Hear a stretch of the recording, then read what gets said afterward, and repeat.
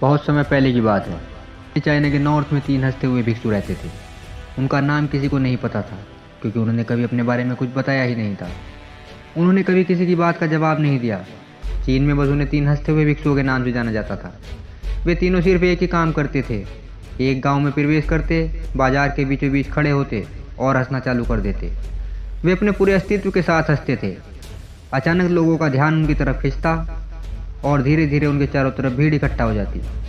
वे इतनी एकाग्रता, तल्लीनता व संपूर्णता के साथ हंसते कि उनकी हंसी देखकर सारा गांव हंसने लग जाता। जब पूरा गांव हंसी के समुद्र में डूब जाता तो वे दूसरे गांव चले जाते। वे ना केवल बोलते, ना ही कुछ उपदेश देते और ना ही कोई शिक्षा। वे जहां भी जाते अपनी हंसी से ऐसा माहौल बना देते कि लोग अपने सारे दुख दर्द भूलकर बस हंसने में लग जाते। धीरे धीरे चाइना के लोग उन्हें बहुत प्यार करने लगे और वह पूरे चाइना में फेमस हो गए, 3 लाफिंग मॉन्क के नाम से। उन्हें प्यार करते और उनका सम्मान करते। इससे पहले और इसके बाद कभी किसी ने इस तरह का प्रचार नहीं किया कि जीवन केवल एक हंसी होना चाहिए और कुछ नहीं। वे विशेष रूप से किसी पर नहीं हंसते थे। वे बस हंसते थे जैसे कि उन्होंने ब्रह्मांडी मजे को समझ लिया हो, जैसे कि उन्होंने ईश्वर के मजाक को समझ लिया हो। और उन्होंने एक शब्द का उपयोग किए बिना पूरे चाइना में इतना आनंद फैलाया जितना आज से पहले किसी ने नहीं फैलाया था। लोग उनका नाम पूछते, लेकिन वे बस हंसते, तो यही उनका नाम बन गया, 3 हंसते हुए भिक्षु। पूरे चाइना में घूम घूम कर लोगों को हंसाते हुए समय के साथ वो तीनों बूढ़े हो गए। और एक रात जब वे एक गांव में ठहरे हुए थे तो उन तीनों में से एक भिक्षु की मौत हो गई। पूरा गांव स्तब्ध रह गया। पूरा गांव बहुत ज़्यादा उम्मीद कर रहा था, क्योंकि उन्हें लगता था कि जब उनमें से एक की मृत्यु होगी तो बाकी के 2 जरूर रोएंगे। यह देखने लायक होगा, क्योंकि किसी ने कभी इन लोगों को रोते हुए नहीं देखा था। जब सुबह हुई तो पूरा गांव इकट्ठा हुआ, लेकिन दोनों भिक्षु तीसरे की लाश के पास खड़े होकर जोर जोर से हंस रहे थे। ऐसी हंसी जैसी उन्होंने आज से पहले कभी ना हंसी थी। गांव के कुछ बड़े बुजुर्गों ने उन्हें समझाने की कोशिश की कि यह आपका साथी था और आपको उसकी मृत्यु पर हंसना नहीं चाहिए। तब उस दिन पहली बार उन भिक्षुओं ने लोगों से बात की और कहा, हम हंस रहे हैं क्योंकि यह आदमी जीत गया है।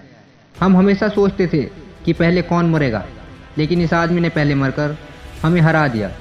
हम अपनी हार और इसकी जीत पर हंस रहे हैं।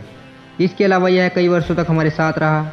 हम एक साथ हंसे, हमने एक दूसरे की मौजूदगी, उपस्थिति का आनंद लिया।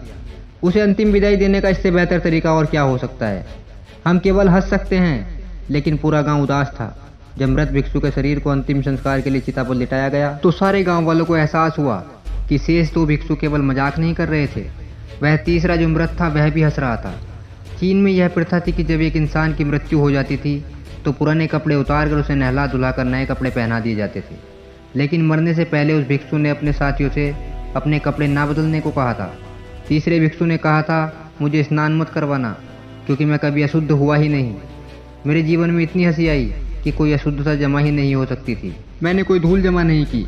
हंसी हमेशा युवा और ताज़ा रखती है, इसलिए मुझे नहलाकर मेरे कपड़े मत बदलना।